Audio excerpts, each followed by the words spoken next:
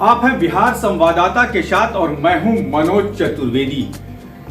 महागठबंधन की बैठक में कश्मीर से लेकर कन्याकुमारी तक के नेताओं का जुटान हुआ। सबने अपनी अपनी बातें रखी, लेकिन सबने कोशिश की अपने अपने पार्टी का एजेंडा मनवा लेने के लिए, और यहां तक कि वहीं पर सब कुछ क्लियर हो जाए कि हमारी पार्टी का ये एजेंडा है, हमें इस मुद्दे पर आप समर्थन कीजिए तब हम आपके साथ आएंगे।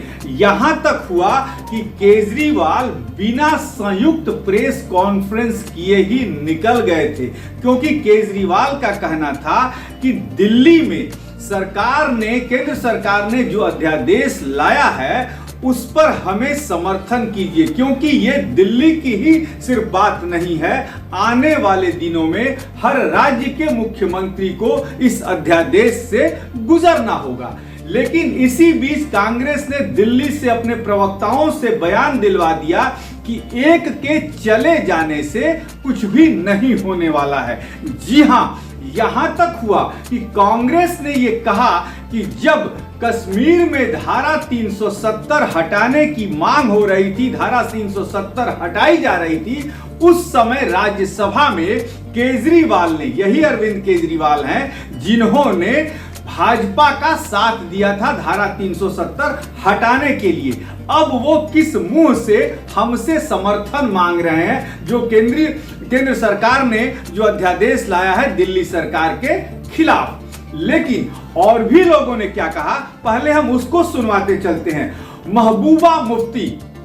महबूबा मुफ्ती ने कहा कि कश्मीर में जो है जमहूरियत माने लोकतंत्र जो है वो खतरे में है। क्या कुछ कह रही है और किस तरीके से खतरे में है जम्मू कश्मीर में जमहूरियत, ये सुनवा देते हैं। आज जब हम देख रहे हैं कि जिस तरह मुल्क के अंदर लोगों के साथ जो व्यवहार किया जा रहा है, खासकर जो माइनॉरिटीज है, जिस तरह डेमोक्रेसी को अंडरमाइन किया जा रहा है, तो उसके लिए हम सब इकट्ठे हो गए हैं। और हमारे पास तो ज़्यादा ताकत नहीं है, जम्मू कश्मीर में 5-6 सीटें हैं, पर हम समझते हैं कि आइडिया ऑफ इंडिया का जितना सपोर्टरी और वोटरी जम्मू कश्मीर है, शायद कोई ऐसा नहीं होगा। तो हमारी कोशिश यही रहेगी कि हम गांधी के मुल्क को गोडसे का मुल्क बनने नहीं देंगे। तो ये थी महबूबा मुफ्ती, और उन्होंने कहा कि जम्मू कश्मीर में करीब 5 साल आने को हैं और अभी भी जो है राष्ट्रपति शासन लागू है। शायद उनको ये पता नहीं है कि धारा 370 हटा दी गई है और वहाँ एक दूसरा कानून चल रहा है, कोई राष्ट्रपति शासन वहाँ पर लागू नहीं है। जब उद्धव ठाकरे को नीतीश कुमार ने कुछ कहने के लिए कहा तो उन्होंने कहा कि नहीं, हमें ये लड़ाई अब किसी तरीके से जीतनी है और जब तक हम एकजुट होकर ये लड़ाई नहीं लड़ेंगे तब तक हम जीत नहीं पाएंगे। शायद उद्धव ठाकरे को भी अंदर ही अंदर ये विश्वास है कि जब तक हम इकट्ठा नहीं होंगे मोदी से नहीं जीत पाएंगे, क्योंकि महाराष्ट्र में केंद्र सरकार कह लीजिए या बीजेपी कह लीजिए, किस तरीके से उद्धव सरकार की फजीहत करके उनको सत्ता से निकाला, ये उद्धव ठाकरे कभी भूल नहीं सकते हैं। लेकिन उद्धव ठाकरे की भी एक मजबूरी वहां पर दिखी। उन्होंने भी कहा, कांग्रेस से परहेज रखा। उन्होंने कहा कि कांग्रेस कहां कहां लड़ेगी, कितनी सीटों पर लड़ेगी, इस बात का पहले फैसला हो जाना चाहिए। तो जरूरी पहले यह है कि जरा आप उद्धव ठाकरे को भी सुनें। देख रहे हो कि पूरे देश के प्रमुख नेता, पार्टी के प्रमुख नेता यहाँ आए हुए हैं। कश्मीर से लेके कन्याकुमारी तक सारे इकट्ठा हुए हैं और सब ये भी जानते हैं कि हम अलग अलग पार्टी के नेता हैं। स्वाभाविक है, हमारी विचारधारा अलग है, कुछ मतलब भिन्नता हो भी सकती है, लेकिन देश एक है और इस देश को बचाने के लिए, देश की एकता अखंडता कायम रखने के लिए हम एक साथ आए हैं। और इसके आगे जब भी जो भी हमारे देश के प्रजातंत्र पर आघात करेगा उसका हम सब मिलकर विरोध करेंगे। और जैसे ममता दीदी ने कहा, हमेशा यह कहा जाता है कि विपक्ष की एकता होगी कि नहीं होगी। मैं तो हमें अपने आप को विपक्ष तो मानता ही नहीं हूँ।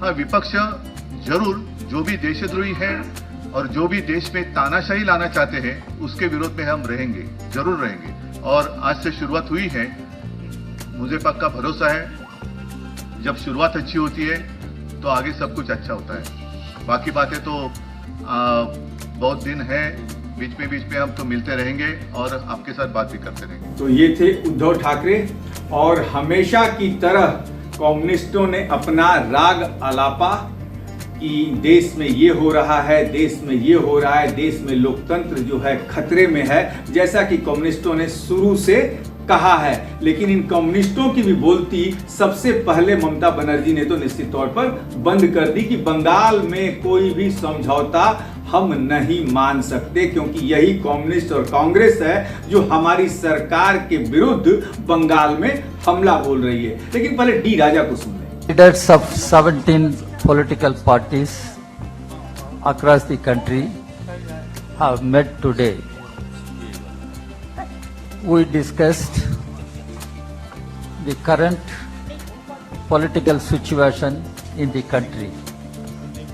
We are of the view that the BJP rule for the past 9 years has become disastrous and detrimental to our constitution, democracy and secular fabric of our society. When people of our country are passing through great ordeals and sufferings, what is emerging is communal corporate nexus. The government headed by Ms. Modi has been shamelessly taking the side of big business houses, corporate houses, and people suffer. And in the process, they dismantle all the basic values of our constitution, and they snatch away the powers of state governments, and the federal system of governance is under attack. In such a situation, the republic has to be reclaimed before it is lost. And in order to save the republic, reclaim the republic, we have all agreed and we are of the strong view that BJP has to be defeated in the forthcoming elections.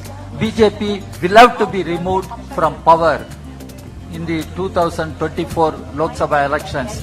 That is the only way to save the nation, save the constitution, save the democracy, save the secular fabric of our society. This is what we have all agreed, and we will work together and we will move together, we will fight together. तो ये थे D राजा। इन्होंने कहा कि seat sharing की बात